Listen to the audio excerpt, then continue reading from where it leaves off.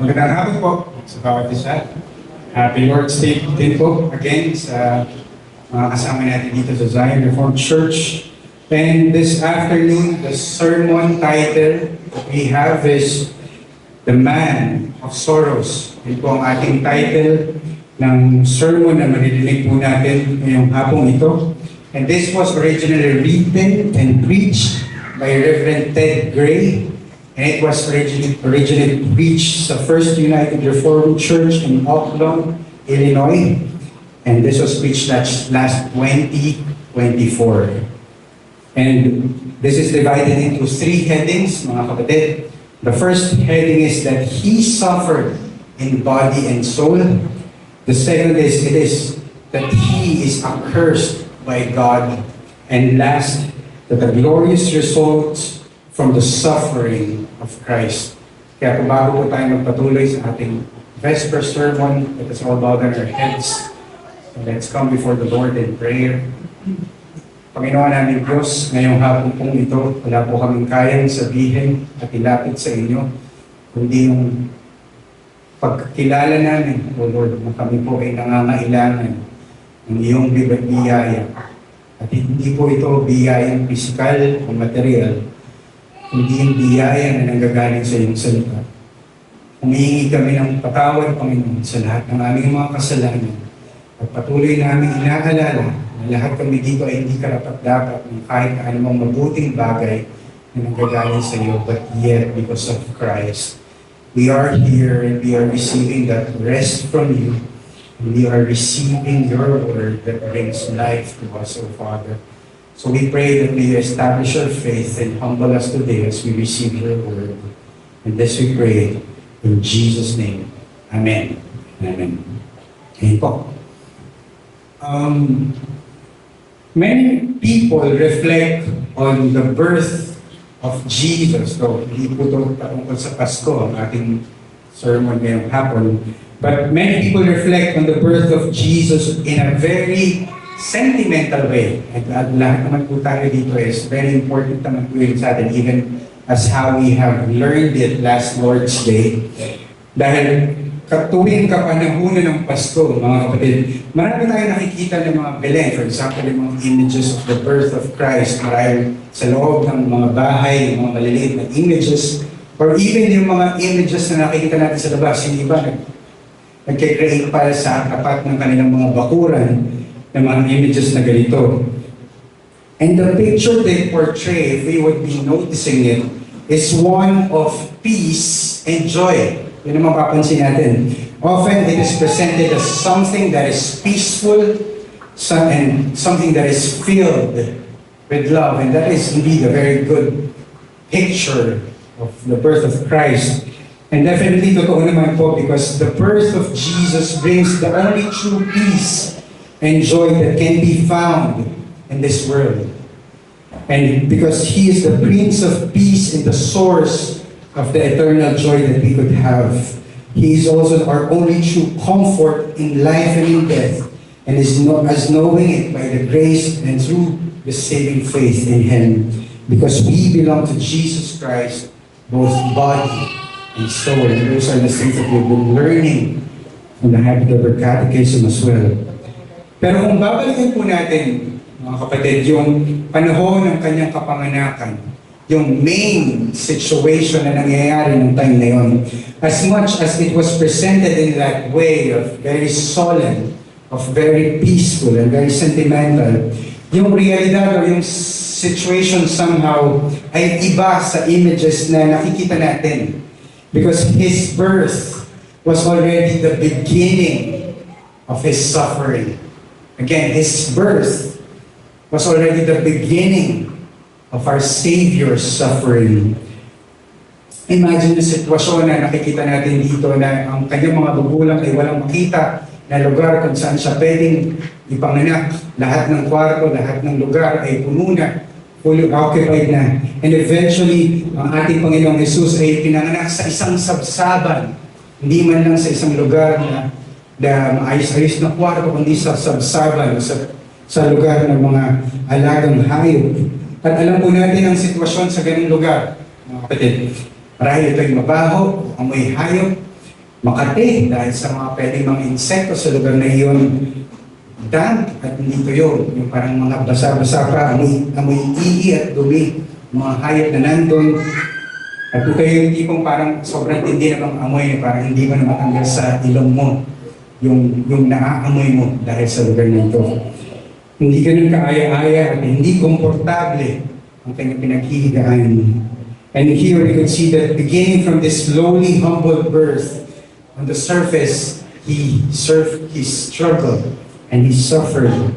For the Logos became flesh and dwelt among us in this world that is full of sin. The suffering of our Savior. And that is part of what the Catechism brings up in Lord's Day 15, question 37, as it asks, what do you understand by the word suffer? Yun po ang ating tanong. And the answer that we have recited earlier is this, that during His whole life on earth, but especially at the end, Christ sustained in body and soul the anger of God against the sin of the whole human race. We have read that. Often when we reflect on the suffering of Christ, when we reflect on the suffering of Jesus, we only think about the suffering that He experienced in the end of His life. Isa sa rason kung bakit ganon ay dahil ganon na lang katindi yung senaryo na patuloy na nakikita natin sa scriptures tungkol sa mga pinagdaanan niya towards the end of His life. All the four Gospels spend a substantial amount of time describing the suffering of Jesus in what we know as His Passion Week. Yun po yung pagkakilala natin sa panahon na yun. And it is that week of intense trial, a week of testing and suffering. It is a week that led to the crucifixion of our Savior and Lord. Because the scripture is silent on the life of Jesus as He grew up, we don't have that specific details of how His life, what are His life experiences when He was a teenager. Hindi po natin alam kung ano yung mga pinagdaanan niya nung siya ay nagbibinata. Hindi natin alam kung ano yung pinagdaanan niya nung nasa 20s siya. Wala po tayong idea sa mga pagkakataon yun. Pero pwede natin kahit pa paano makita sa scripture yung mga instances kung paano nasabi ng catechism natin yung gano'n na paano nasabi o paano nabigay sa atin yung gano'ng answer wherein during His whole life on earth, Christ sustained in body and soul the anger of God against sin of the whole human race. And kung i-reflect lang natin one way or another yung mga possible na pwede niyang pagdaanan. For example, naranasan niyo na po ba, mga kapatid, na mapagtripan? O naranasan niyo na po ba na makutyak o ma-persecute dahil sa paggawa niyo ng tama? Naranasan niyo na po ba yun? O nasa kabilang side kayo, kayo yung nang aasar, kayo yung nang bubuli doon sa mga mababait. Pero yun ang pinagdadaanan ng mga kabataan before and possibly even ngayon. Yung magkaroon ng negative impression sa iyo because you are somehow different from the people around you. Pwede sabihin ng iba, masyado kasing mabait, masyado akong mabait, masyadong boring yung buhay mo, corny, masyadong KJ, parang ayaw mong gawin yung mga ginagawa namin, parang corny yung buhay. Sa school, hindi ka namangopya, or minsan ikaw yung sumbongero ng mga pasaway sa school, or inaasa ng mga kaklase or kaibigan na wala kang makasama. Those persecutions, those challenges, well, kung sa ganun bagay, nakaranas na tayo ng ganun katinding challenges, imagine what Jesus experienced when He was in His teens. Imagine yung persecution and yung challenges na maaari niyang naranasan because of Him being righteous in the midst of this sinful world.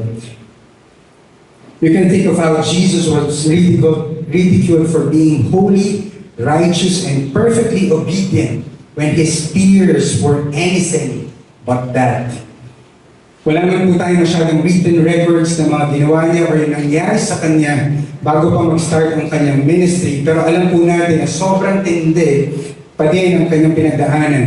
In Isaiah 53 verse 3, we have read that it gives an overview of what his life is and was.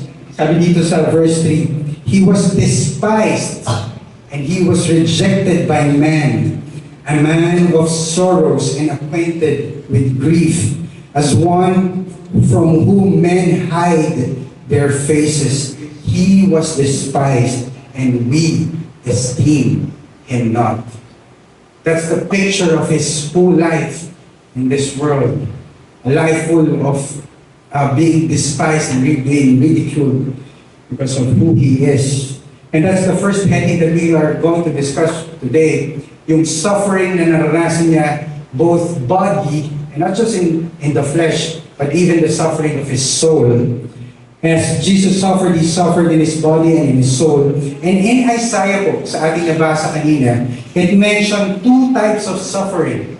Sa pagbasa po natin sa chapter 53, we could see and we could witness and observe that it mentioned two types of suffering. Ang una pong na-mention was in verse 5. Kung sasamahan niyo po ako doon, makikita natin in verse 5, as it says, surely he has borne our griefs and carried out our sorrows, yet we esteemed him stricken, smitten by God, and afflicted. That's one aspect of his suffering. At yung isa naman po ay sa verse 11 natin makikita, wherein it says here, out of the anguish of his soul, not anymore just in his body, but out of the anguish of his soul, he shall see and be satisfied by his knowledge of the righteous one, my servant, make many to be accounted righteous, and he shall bear their iniquities. Here we could see the distinctions of those suffering in body and soul. Ngayon po, makikita natin, kahit na pwede naman talaga na makita yung distinction between the difference or the distinction of the suffering of the body and the suffering of the soul, mapapansin po natin na lagi naman talaga silang magkasama, yung suffering na ito. Or, ibig sabihin, connected po sila sa isa't isa. For the person who suffers from a terminal disease, for example, or injuries from a serious accident, suffers not only in their body, pag nakaranas po ng gano'n, hindi lang naman po talaga katawan ang nakakaranas ng paghihirap at pain, but also in their soul.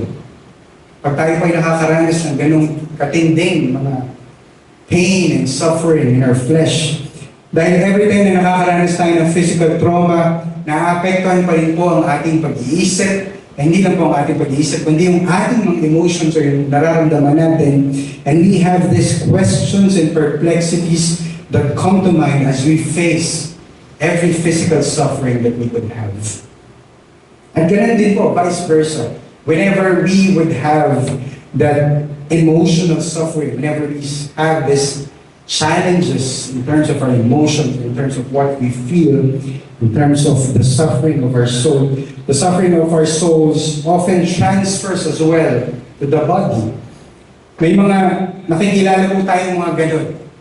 Marahil marirecognize niyo po yun na yung pag nakaranas siya ng matinding emotional suffering, napapansin natin na unti-unti rin silang nangangayayat. Meron po mga taong ganun, na pag may pinagdadaanan sa buhay, ay nangangayayat sila, nakikita at na-witness natin sa kanila yan. Kahit hindi man sila nagda-diet, kahit hindi sila nagka-calorie cut, nakikita natin na unti-unting nagre-regress yung physical appearance nila or how they have yung manifestation ng kanilang mga katawan.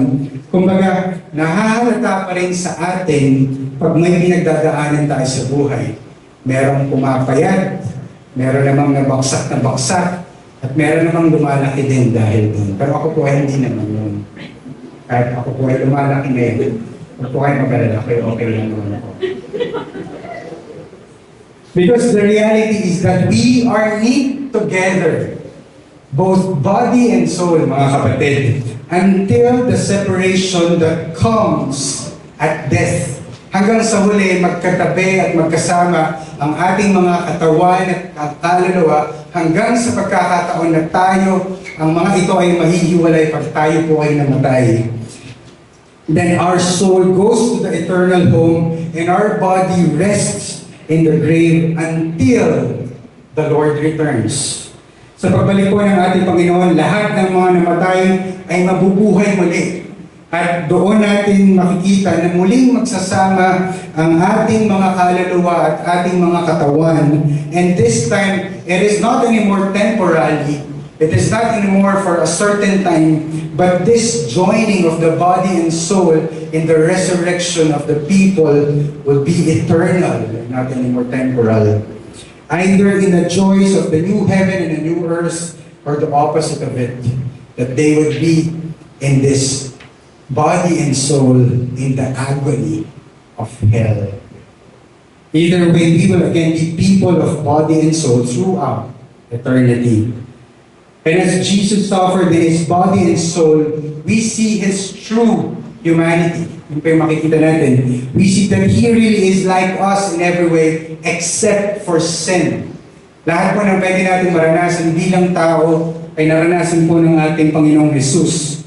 Hindi lang po niya alam yung pakiramdam na mag-suffer yung kaluluwa, kundi maranasan yung ridicule, yung rejection, and yung hatred ng mundo, kundi alam din po natin na naranasan niya kung paano yung pakiramdam na mag-suffer or mahirapan ng ating mga katawan. Naranasan din niyang sumakit ang kanyang tiyan, sumakit ang mga kasukasuan, manghina, magutom, masaktan pag nasugatan, and definitely nakita natin sa scripture of how He suffered at the cross. We know the relationship between the suffering in body and soul, and He knows that as well. However, this is the distinction, my friends. However, the suffering in body and soul that Jesus underwent was unique. It is different in one way, in a sense, because the Catechism teaches us that Christ sustained in body and soul the anger of God against the sin of the whole human race. Yun yung nature ng suffering ng ating Diyos. It is far different from the nature of suffering that we have experienced now. Because this time, He have experienced the suffering in light of the wrath of God because of the sin, against the sin of the whole human race. Pero ang importante po, mga kapatid, na dapat natin makita dito is that when the Catechism describes how Jesus bore the anger of God against the sin of the whole human race, it is not teaching about universal salvation. Hindi po yun yung itinuturo dito. It is not even teaching about Arminianism, kung saan yung katuruan o yung view na namatay o inalay ng ating Panginoong Jesus ang kanyang buhay para sa lahat. Tapos nagbigay siya ng prevenient grace which allows everyone to choose for themselves whether to believe in God or not. Ito'y po pong inaalay ng ating Diyos or inalay ng ating Diyos ang kanyang sarili para magbigay ng opportunity sa tao na maligtas. Hindi po yun ang ibig sabihin when the Catechism says that He bore the sin of the whole human race. Because the scripture is clear in many places that Jesus died for the sins of His people. That Jesus died for the sins of His sheep, for the sins of His elect. Wala na pong iba. Sabi sa Matthew 1:21, ito yung time kung saan nagpakita ang isang anghel kay Joseph patungkol sa mangyayari. He said here that she would bear a son, yung kanyang asawa, she would bear a son, and you shall call his name Jesus, for he will save his people from their sins. Not the sin of the world, but he will save his people. Sabi po sa John 10:11, ito naman yung sabi dito, I am the good shepherd, and the good shepherd lays down his life for the sheep. Hindi po for the sheep and the goats of this world, but rather for the sheep. And we can see and continuously see the distinction there. At ganun din po ang makikita natin sa kanyang highly priestly prayer in John chapter 17, in which he prayed here that it says in verse 6, I have manifested your name to the people whom you gave me out of the world. Yours they were, and you gave them to me, and they have kept your word. Verse 8, for I have given them the words that you gave me, and they have received them and have come to know in truth that I came from you, and that they have believed that you sent me. And in verse 9, I am praying for them. But there's this distinction. I am not praying for the world, but for those whom you have given me, for they are yours. This is in the very prayer of our Savior and Lord. That's why in Acts 13, verse 48, after Paul preached in Antioch, the scripture declares here that when the Gentiles heard this, the truth about Christ, the truth about the gospel, they began rejoicing and glorifying the word of the Lord, and as many as were appointed to eternal life believed. As many as appointed towards salvation believe because of the gospel of Christ. Although Jesus died and rose again for the salvation of the elect, for the salvation of his people, the Catechism, as it follows Scripture, recognizes that the sacrifice of Jesus was sufficient to bear the anger of God against the whole human race, even though it was only efficient for the lives of God's elect. Tinanggap ng ating Panginoong Hesus ang lahat ng galit ng Diyos, lahat ng puot na meron ng ating Panginoon laban sa kasalanan. It is against the sin of all who, by God's grace, have true saving faith in Christ alone, and for them and them alone as those salvation. Kaya nga po, ganoon na lang yung pagkakasabi sa atin ng Isaiah 52:10, in which it has said here, yet it was the will of God to crush him. He has put him to grief when his soul makes an offering for guilt. And that is for his people. That is for his elect. At dito po, hindi lang natin makikita that his suffering is in his body and soul. But here we could also acknowledge that he was also accursed by God. At dito ang ating second point or second heading, that he is accursed by God. In order to be our guilt offering, ang ating Panginoong Jesus po ang naging curse para sa atin. He became the curse for us. Sabi sa question and answer 39, it points out that is it significant that he was crucified instead of dying some other way? Yun ang tanong. And it's a very important question we also have to think of. Natama naman, di ba pwedeng iba yung kaparaanan ng kanyang kamatayan? Bakit kailangan crucifixion? Bakit hindi pwedeng ibang aspects or ibang kaparaanan ang sinend ng ating Panginoon para sa kanyang pag-aalay ng buhay para sa atin? Yet we have the answer here in which it says, yes, this death convinced me that he shouldered the curse which lay on me since death by crucifixion, because it means that the curse of God is in him by crucifixion. Pag tinignan natin yung aspect of crucifixion, none of us can fully comprehend the incredible agony of being crucified. Yes, we have seen those images. We have watched those scenarios wherein we could see the agony of that action. But here we could see that to be crucified was an offensive thing, even to the Romans. Even to the Romans themselves, this is something that is very offensive. Even though the Roman government execute criminals by crucifixion, they would never dream of executing a Roman citizen, one of their own, by crucifixion.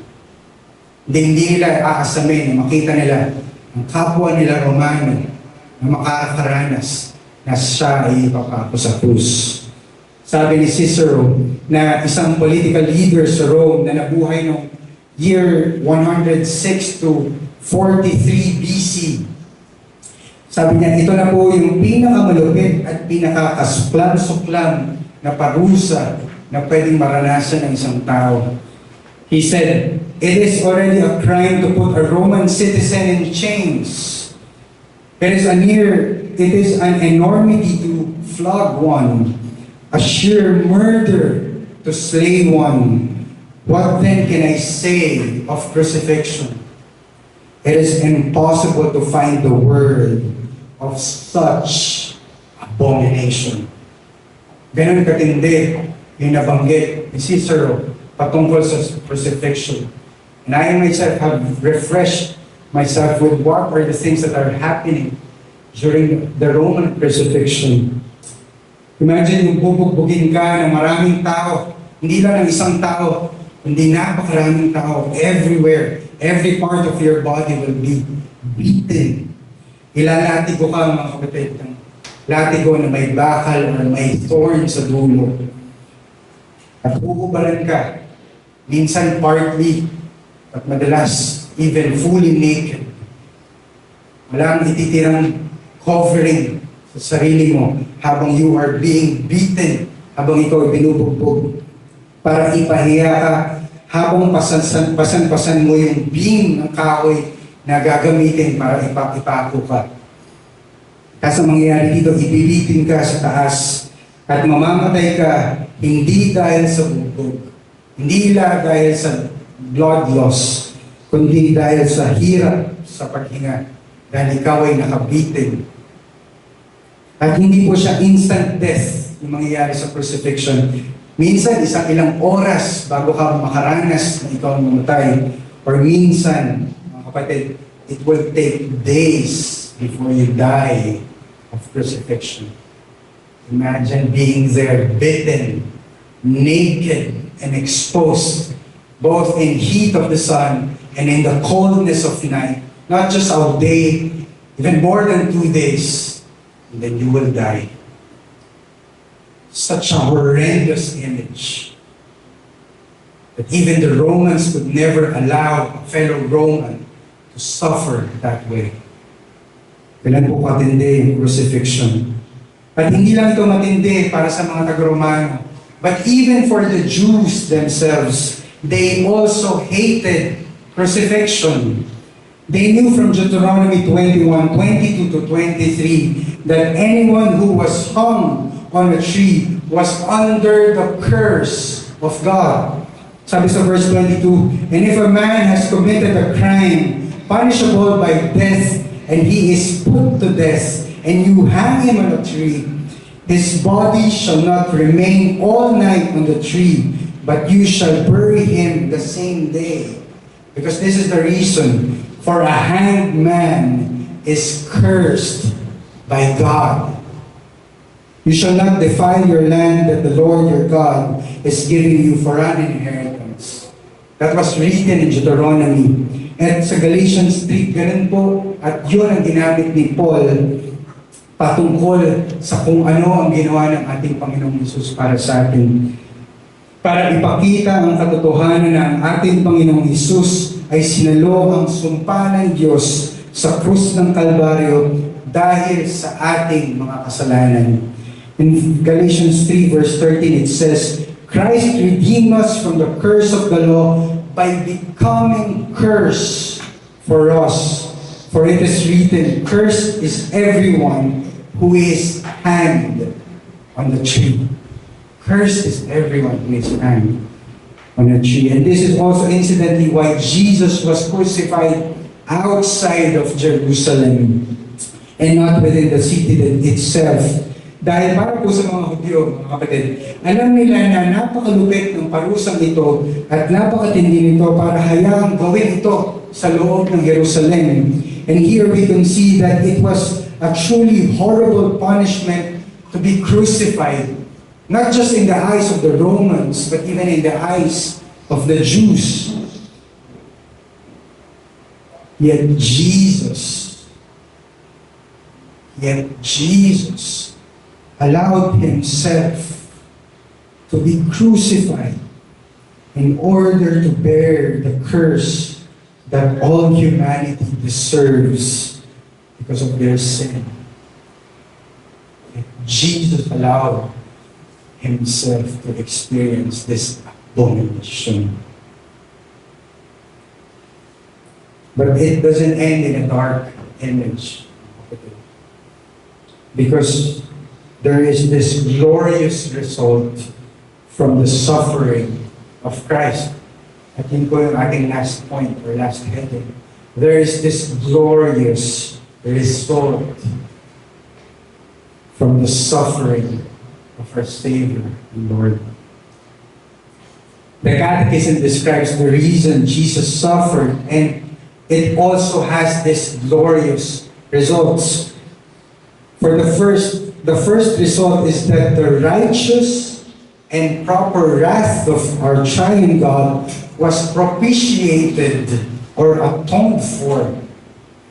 Sa Catechism po, sinayad niya yung Romans 3:25, in which it explains what that means.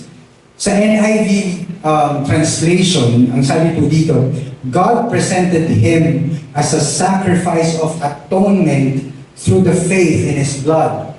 And in the ESV version, ang sabi naman po dito, whom God put forward as a propitiation by His blood to be received by faith. Ang makikita po natin dito, since He is pure, holy, and righteous, God, we know it, is that He hates sin. Ibig sabihin, hindi po niya pwedeng baliwalain yung kasalanan na meron tayo. Hindi po niya kaya magbulag-bulagan at magpanggap na wala siyang nakikitang kasalanan sa ating mga buhay, mga kapatid. But by sustaining God's wrath against humanity for their sin, Jesus was the one who covered our sin. For our God is holy, and someone and something needs to do, we have to be covered by someone for the wrath of God to be on us, for not to be on us. Yun po ang ibig sabihin ng propitiation, mga kapatid. It is about Christ being the atoning sacrifice for our sin. Ito po yung pagtakip sa ating mga kasalanan sa pamamagitan ng dugo ni Kristo upang mapalubag o matugunan o mapawi o masatisfy yung banal, matuwid at nararapat na galit at puot ng Diyos laban sa kasalanan. Someone has to pay the price. Someone has to accept the wrath that we deserve. Propitiating the righteous and proper wrath of God required two things. It requires both the active and the passive obedience of Jesus Christ. Pag sinabi po natin active obedience, ibig sabihin po nito, kailangan niyang gawin lahat ng pinag-uutos ng Diyos mula sa kanyang banal na kautusan. Lahat ng ito, sa lahat ng aspeto ng ating mga turuan at lahat ng aspeto ng mga kautusan ng ating Diyos, mula sa pinakamaliit na detalye hanggang sa pinakamalalaking detalye ng salita ng Diyos. That's why when you or I believe in Jesus with true saving faith, that perfect obedience of Jesus Christ is imputed or credited to us. That is what it means to have Christ or to witness and acknowledge Christ's active obedience. But His sacrifice also entailed what is called His passive obedience. Yun po yung pangalawang aspect ito. Passive like a lamb that is led to a slaughter, that we have read in Isaiah 53. Passive meaning He allowed Himself to be crucified. That is what being passive obedience means. Here we would see the proper and righteous wrath of God at yours and mine being atoned for, being propitiated through the perfect life and the sacrificial death and glorious resurrection of Jesus Christ. That's what it means, my friends, of being atoned for.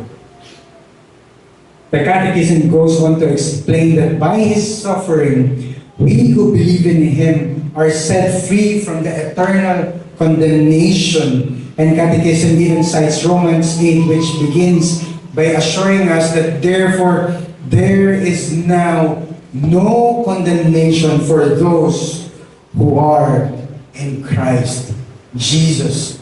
There is now no more condemnation, my friends.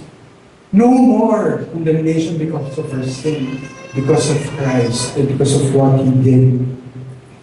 But in order for there to be no condemnation for us, the innocent one, Christ, had to be declared guilty.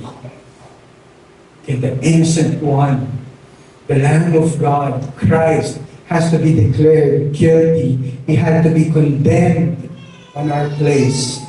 In question and answer 38, pinakita po dito kung bakit kailangan makondemn pa siya ng maraming tao at paano ito related sa atin, tulad na nabasa natin sa Catechism. Sabi sa question, did He suffer under Pontius Pilate as a judge? Bakit nga ba kailangan pa ng senaryo na yun? And the answer is this, so that He, though innocent, might be condemned by a civil judge and so free us from the severe judgment of God that was to fall on us. Pwede natin dito ma-imagine yung scenario kung saan si Pilato ay dahan-dahang maglalakad sa harap ng maraming tao. Huhugasan ng kanyang mga kamay at magsasabi publicly na wala siyang nakikitang kamalian sa ating Panginoong Jesus. We have read that and we have seen that. Yet Jesus, although found innocent, was pronounced guilty. Sabi ni Herman Hoeksema sa kanyang libro about the Catechism, about the Heidelberg Catechism, what was historically, as men view the events of this world patungkol sa nangyaring trial, the trial and condemnation of Jesus by the world, was in reality and according to the purpose of God, the trial and judgment of the world. Ito yung tinutukoy ng ating Panginoon sa John 12:31, in which He Himself said, "Now is the judgment of this world." At paano mangyari yun? Paano nga ba, ano ba yung ibig sabihin nun? Although in the eyes of the people, Jesus was being judged as guilty, in reality, the only innocent human to ever live, was being truly God and truly man, took our place, our guilt, our curse, and judgment upon Himself. And although the self-righteous Pharisees and other people scoffed and mocked the suffering of our Savior, they by their actions were proving their guilt that is all of us shared because of our sin. Siya ang inosente, tayo ang hindi. At ang tao pa mismo ang nag-a-attest na guilty siya. Samantalang tayo naman talaga yung totoong guilty dahil sa ating kasalanan. That because He was willing to be condemned by God the Father in our place, we who have saving faith in Him are now judged as righteous and holy. He was the one being judged as guilty. We were put on the other side, being judged as righteous and holy. As the passive obedience of the shed blood of Jesus covered our sin, and the active obedience He maintained to every nuance of the law is imputed or credited to us by the gift of saving faith. Kaya nga, ganun na lang yung conclusion sa atin ng question 37, that it reassures us that Christ has gained for us God's grace, God's righteousness, and eternal life. In that answer, we see how personal and devotional the catechism is. Doon natin makikita, kapatid, kung gaano ka-warming ang catechism na natututunan natin.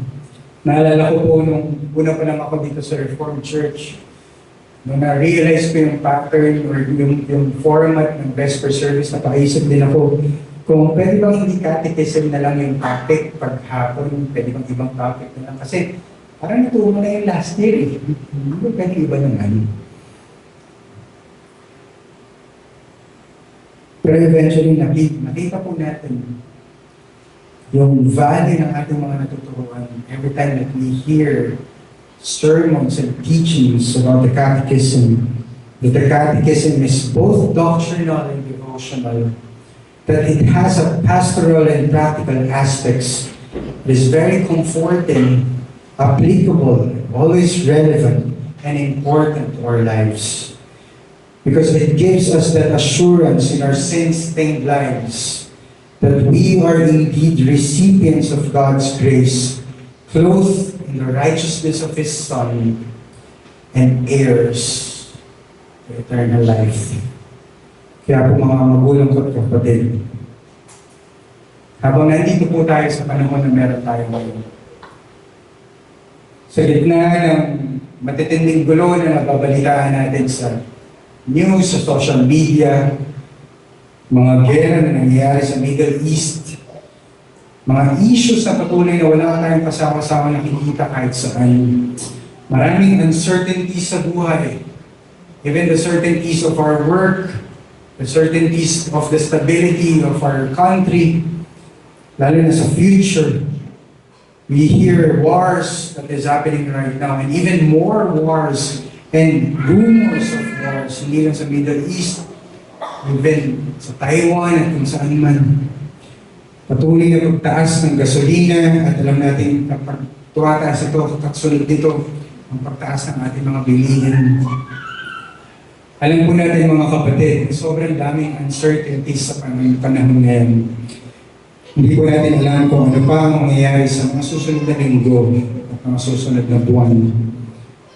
At dahil dito, we understand na pwede tayo makaranas ng anxieties. We understand that we could have a lot of questions in our lives. Mga takot at pangamba na pwede natin matanggap at maranasan. Pero nawa patuloy nating panghawakan ang katotohanan ng ating narinig ngayong hapon ito. That Jesus sustained the wrath of God for humanity's sin upon Himself. It is not just a matter of doctrine, but definitely a matter of life towards eternity that we should look for and hold on to. And because of that, we are able to look to the future with these great certainties. That Christ, by His suffering as the only atoning sacrifice, He has set us free, both body and soul, from the eternal condemnation of our wrath of God, and gained for us God's grace, gained for us God's righteousness, and granted us eternal life. Wala na po bang certain doon? Wala na po mga kapatid. Wala na tayong ibang kaya pang panghawakan. Mawalan man tayo ng trabaho. Makaranas man tayo ng karamdaman at anumang hirap sa buhay. Pero paalalahanan natin ang ating mga sarili na tayo ay nabayaran na sa ating mga kasalanan at tayo ay makatatanggap ng ito at pinangakong kaligtasan ng ating Panginoon. Ano pa ang hahanapin at higilingin natin?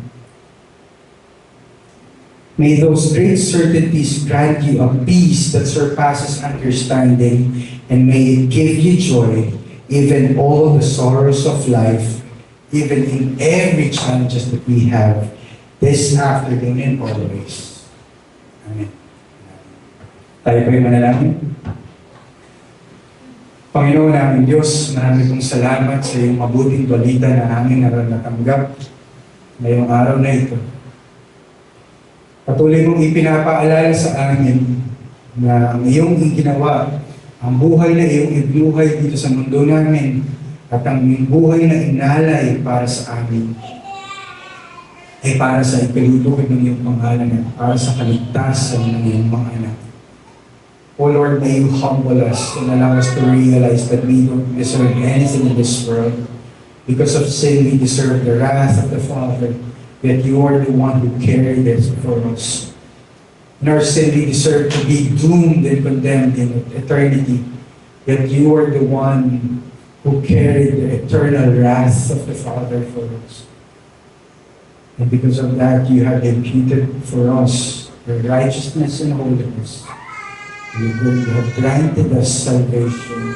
You have given us a new heart and you have granted us faith to believe you, even if we haven't seen you, O Lord.